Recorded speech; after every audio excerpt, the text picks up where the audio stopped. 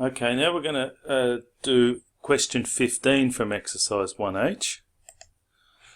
Now this is a really good question that brings together a lot of different elements of the things that we've been studying lately. We've got a perpendicular bisector to a segment joining 1, 1, so this point here, 1, 1, to the point 3, 5 up here. So a segment is a line that goes between 2 points. There's a segment there. And we want to find the equation of a perpendicular bisector. So what on earth is a perpendicular bisector? Well, a bisector to this segment would go exactly halfway along. Oops. Exactly halfway along the line. Bear with me here, sorry. Right there. And it cuts halfway along perpendicular to the segment. Okay. We're also asked to find where it cuts the x-axis, so I've kind of extended that line downwards, and I'll extend the x-axis. So they want us to find that bit there. Where does it cut the x-axis as well?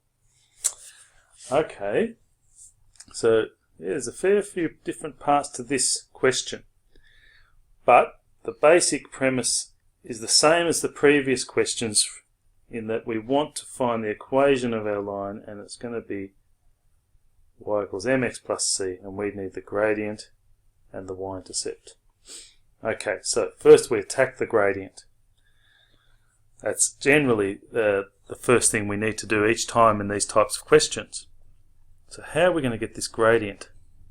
Well, we know that our perpendicular bisector is related to the gradient of this blue segment.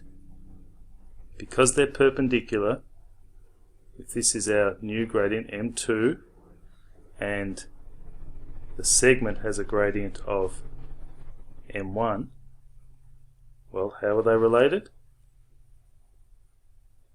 Well, you guys know that the second gradient is equal to -1 divided by the first. So what we need is the gradient of this segment. Okay, so you might want to pause the video at this stage and see if you can figure out how to get the gradient of that blue segment. Okay, I'm going to have a go at it now. So to get the gradient of the blue segment, we're going to use our y2 take y1 over x2 take x1 equation. So the y2 and these values here come from these points in the segment. Oops, I'll just get rid of that little line. Okay, so y2 is 5. Take y1 is 1 over x2 3. Take x1 1, which gives us 4 over 2, which is 2. Okay, so m1 is equal to 2. That means m2, the gradient of our perpendicular bisector, is equal to -1 divided by 2, which is -1/2. Excellent. We've got the gradient of our line. So we know that y is equal to -1/2 x plus our y-intercept. Okay, so to get this y-intercept, you guys would be familiar with the previous questions. We need a point on our red line. We need at least one point. So think for a moment about how you're going to get that point. And it's related to the midpoint of this blue sector, the capital M, that midpoint. You might want to pause the video and see if you can figure out how to calculate that midpoint. Okay, I'm going to try this now. Remember, this is capital M, not little m. This is the midpoint. And the midpoint is equal to x1 plus x2 over 2, y1 plus y2 over 2. That will give us the midpoint. So because we're going to find the midpoint of the blue segment, and we know that the perpendicular bisector, the line that we're trying to find the equation of, passes through that point. Well, if we calculate that point, then it's on our perpendicular bisector. Okay, let's give it a go. What do we have here? 3 plus 1 over 2, and 5 plus 1 over 2. Okay, you guys can figure out that that's equal to, oh, that's a bit messy. That's equal to 2, 3. So this midpoint here is 2, 3.